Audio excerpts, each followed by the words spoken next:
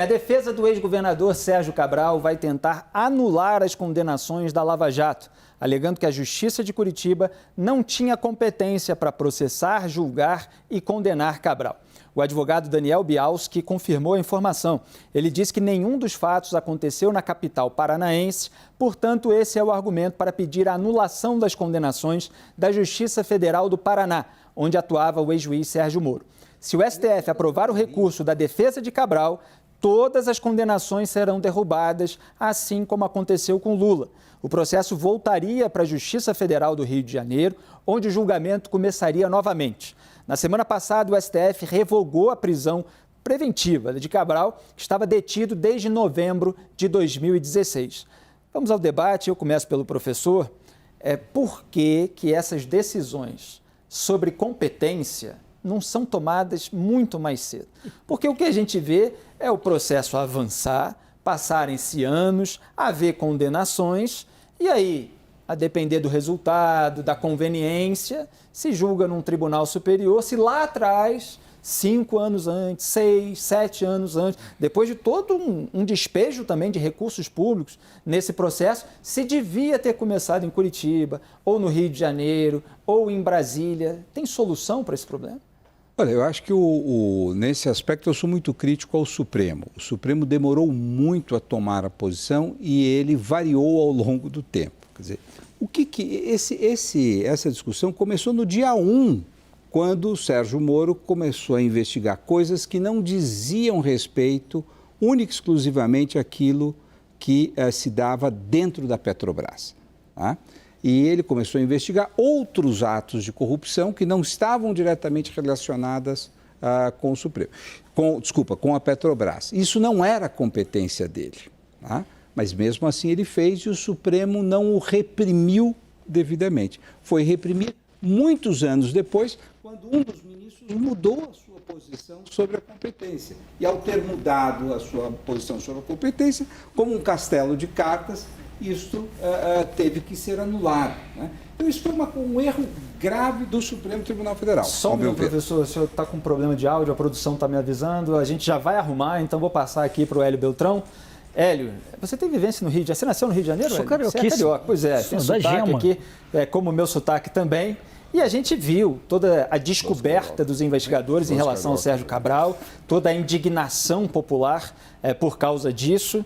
E agora a gente vê uma possibilidade de anulação, porque se alega que pode ter acontecido a mesma coisa com outro político que acabou sendo beneficiado por esse tipo de decisão. E se esquece, muitas vezes, no meio desse debate, o que o político fez, né? E o Cabral tem muitas provas a respeito daquilo que ele fez. O que a defesa está pedindo não tem nada a ver com as provas, com a questão da culpa. Tem a ver com o seguinte: não era para o processo ter começado ali, então vamos anular tudo. E aí, obviamente, se conta, né, com que isso não seja retomado jamais. É ruim o microfone do Oscar estar desligado, porque você está fazendo uma pergunta jurídica para um leigo jurídico. Mas eu queria dizer o seguinte: a gente tem uma sensação de impunidade. Estou lembrando daquele vídeo de uma brasileira que perguntou para o Gilmar... Isso não é juridiquês, né? A sensação de impunidade é para todo mundo.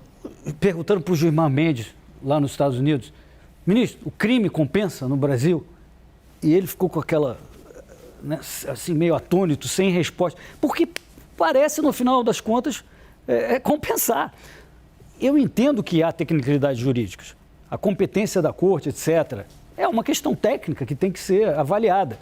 Agora, o Oscar tocou num ponto muito importante. Você tem que tocar. Você também. A primeira coisa a fazer é: qual é a corte competente? A primeira pergunta. Em direito internacional, imagino que seja sempre a primeira pergunta. Isso aqui aconteceu com um cidadão de um país ou do outro. Qual é a corte competente? Senão você tem insegurança jurídica completa. A gente não pode cair nesses erros. E aí eu concordo com o professor Oscar, que o Supremo errou. O Supremo estava lá para isso, para determinar se há uma disputa ou não há um entendimento único sobre qual é a corte competente. Poxa, então declare logo no início, ou então aceite. Aceite que aquilo lá foi considerado a corte, porque seguiu o processo, todo mundo fez uma investigação, etc. Aí chega por uma tecnicalidade e tentam fazer esse argumento. Até acho que ele foi condenado em muitos processos no Rio, pelo juiz Bretas, se eu não me engano. Mas estão reclamando aqui, não é isso, professor? Estão reclamando aqui de algum processo que eu não sei direito qual é, que deve ter sido... Ele chegou a ter mais de 300 anos. Maluquice. Só isso que eu tenho para dizer, minha opinião de leigo aqui. O áudio do professor Oscar Vilhena está refeito, eu peço só que refaça as considerações muito finais. Sinteticamente, veja, o juízo natural é o juízo territorial, né? Como começou-se o processo em Curitiba, né? O juiz Moro tinha competência para apreciar aquilo que derivava da primeira denúncia, que dizia respeito a um caso de corrupção na Petrobras, né? Ele extrapolou isto, ele passou, a partir das denúncias que ele recebia, a investigar outros casos de corrupção que não estavam necessariamente ligados à Petrobras.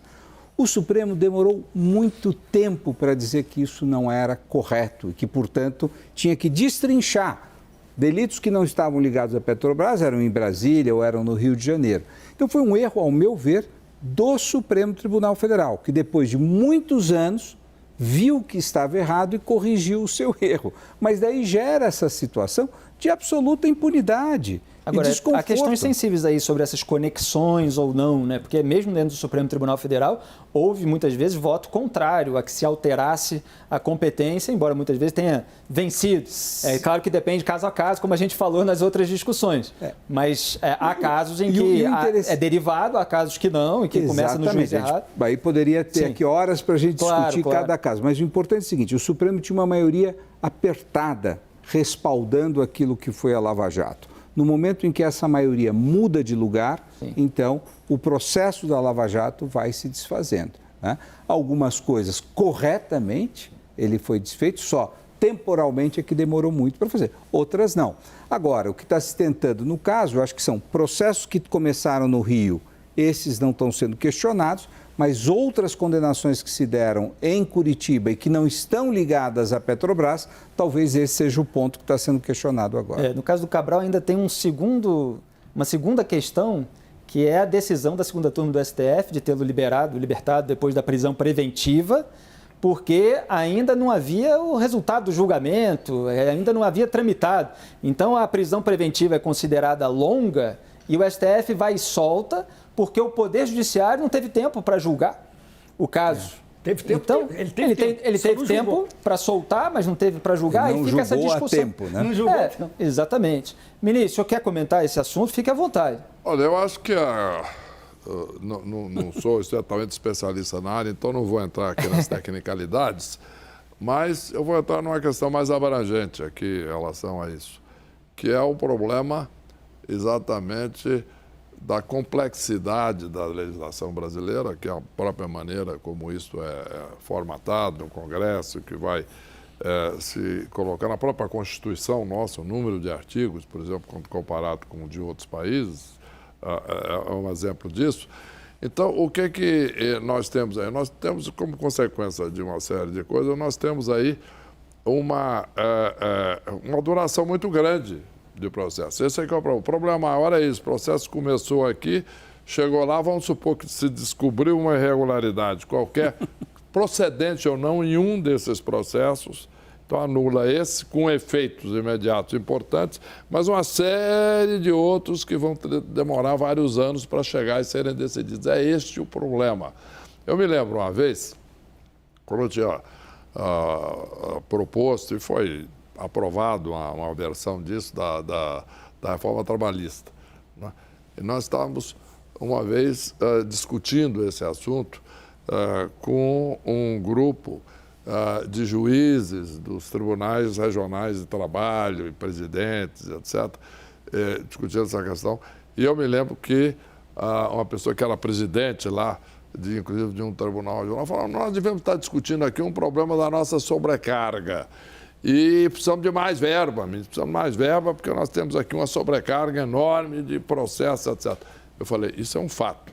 Agora, não seria também importante nós discutirmos aqui a simplificação da lei para diminuir o número de processos, para que a senhora não precisasse de tanto funcionário assim para julgar tanta coisa? Então, esse é exatamente um problema. Eu me lembro, por exemplo, de uma vez, eu recebi aqui uma empresa multinacional que ela me contou o seguinte: que ela tinha uma grande operação, com um número, mais de 100 mil empregados no Brasil, e tinha uma grande operação nos Estados Unidos. Que nos Estados Unidos, ela tinha, essa empresa, 27 processos trabalhistas. A mesma empresa no Brasil, usando as mesmas práticas, etc., tinha 25 mil. Independentemente de qualquer coisa, do mérito de cada processo desse, nós tínhamos aí uma complexidade que gera a lentidão do judiciário, por mais que o juiz queira trabalhar. É o que eu digo, tem milhares de causas, etc., além dessas questões mencionadas aí do Tribunal se trazer o caso. Isso que o senhor está falando, eu acho que é muito importante. Quer dizer, é um problema da interminabilidade do processo no Brasil. Né? O ministro Peluso, acho que foi quem inventou essa palavra, quando ele propôs aquela emenda que não permitiria que todos os casos chegassem ao STJ ou ao Supremo. Quer dizer, isso você reduziria as instâncias. Né? Veja, o que a gente tem que olhar é quem ganha com a interminabilidade. Tá? Então, é fácil, é só pegar a lista dos principais litigantes no Brasil, que são reiterados, que eles ganham nisso. Então, você vai ter a União, porque ela cobra equivocadamente, especialmente na área previdenciária, ela deixa de pagar, então ela ganha porque ela nunca vai ter que pagar. Alguns municípios no Brasil fazem isso. Muitas empresas privadas, especialmente aquelas que atendem o público, elas não atendem os direitos do consumidor porque elas sabem que o consumidor não vai conseguir exigir dela. Então, a interminabilidade do processo... Políticos e empresários ricos também, que têm dinheiro para pagar advogado até o STF. Tudo isso, quer dizer, mas tem aqueles que são milhares, quer dizer, faz parte do negócio eu não quitar as minhas obrigações porque eu sei que demorará décadas para que eu tenha que fazer isso judicialmente. Então, todo mundo tira proveito da demora da justiça. Ela não é, veja, ingênua. Gente não, né? Nós três não. Né? Ela não é ingênua, ela é funcional, ela atende alguém. Alguém ganha com a demora na justiça, inclusive quem é criminoso. Exatamente. Hélio, quer completar? Não, eu concordo. Eu acho que é isso mesmo. Existe um sistema de pessoas que ganham em não mudar isso. A gente assistiu isso na questão de cumprir a pena após a decisão de segunda instância. Não é exatamente a mesma coisa, mas é parecido. É relacionado. Né? Então, quem é que se beneficia disso? As pessoas que foram condenadas em segunda instância. São pessoas que passaram por 2 longos processos de condenação e ainda estão usando um artifício de recorrer a mais uma alçada. No Brasil tem uma 3ª alçada, né, e uma 4ª. Você recorre 3 vezes, dependendo do caso. Você pode recorrer 3 vezes, dependendo do caso.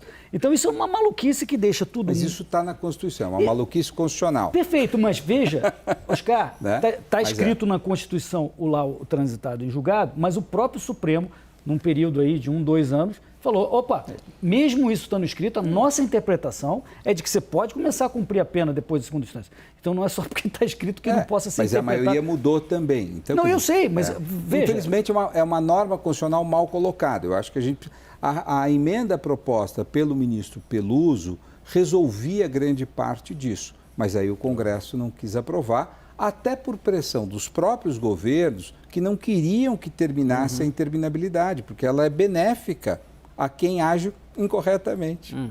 Então, é isso, é um problema. Concordo. No caso dos tribunais superiores, às vezes, em relação à competência, voltando aqui à nossa pauta, você tem uma decisão do STJ de que a competência era realmente em Curitiba, no caso do Lula, inclusive. Isso. Aí depois vai o Supremo Tribunal Federal, muda uma maioria e diz que não, que era em Brasília, quer dizer, discordando de uma decisão anterior do STJ. Aí você pensa, se começasse em Brasília e não fosse extinto por prescrição, esse caso ou qualquer outro envolvendo qualquer político, estou falando aqui do mecanismo, ele poderia chegar ao STJ e o STJ dizer não, é em Curitiba. Isso. E aí voltaria tudo até chegar no STF de novo. Então, assim, fica difícil acreditar na funcionalidade de um sistema assim. E eu aproveito o seu presente, professor, para perguntar, você lembra de cabeça de empenho de ministros dos tribunais superiores contra essa lentidão do Poder Judiciário?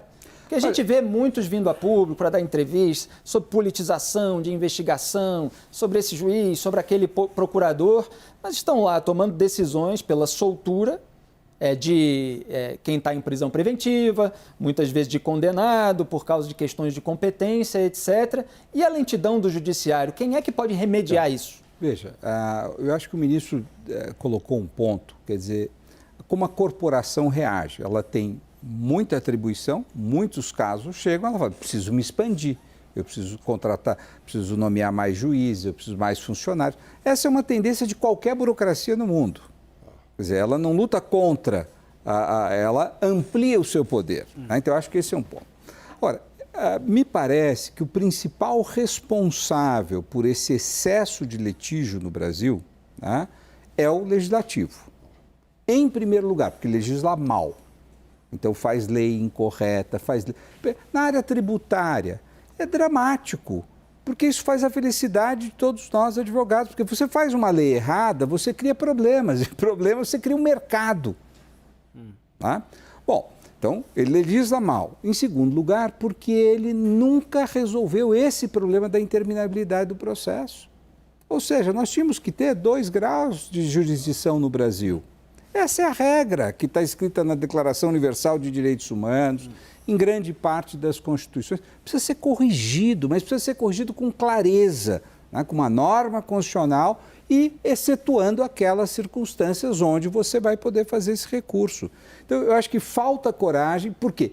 Porque você está defendendo interesses de quem lucra com esse sistema. E aí eu estou falando de setores privados, setores públicos, é generalizado, não é um só. Né? Porque às vezes as pessoas lembram do caso quando um aparece lá que foi... Não, mas é algo que beneficia muitos setores da economia brasileira. Ninguém quer que a justiça funcione direito. Né? O senhor lembrou aqui do caso trabalhista, mas também tem muito mal pagador trabalhista, mal empregado. Ele adora, porque não termina. Né? Então é uma coisa que beneficia quem joga esse jogo reiteradamente. Tem algum episódio do Sérgio Cabral que marcou sua memória? Eu me lembro da farra dos guardanapos lá em Paris. Na cabeça? Leva cachorro no helicóptero. Aí tem a investigação mostrando que trocava o dinheiro sujo por joias, porque é uma tradição da lavagem de dinheiro, porque você reduz o volume, a joia é pequena e valiosa.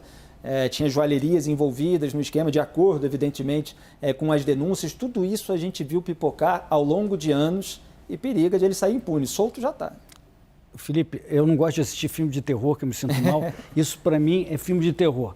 Entendeu? Eu vejo esses ladrões aí fazendo esse troço, eu prefiro nem ver, porque dá raiva, e eu prefiro, né, acreditar que a gente vai conseguir solucionar na linha do que os caras também, um otimista, de que vamos trocar a regra da forma certa, né? Não sei, eu fico na dúvida, mas para mim isso é um filme de terror, a gente tinha que realmente acabar com a impunidade no Brasil. Ou que um outro processo ande rápido também. E chega a uma conclusão. Exatamente. É o que deveríamos esperar agora, porque ele foi libertado da prisão preventiva, mas ainda vai ter que responder até o trânsito em julgado dos processos. A questão é que é tudo tão lento que as pessoas não ficam mais com tanta expectativa.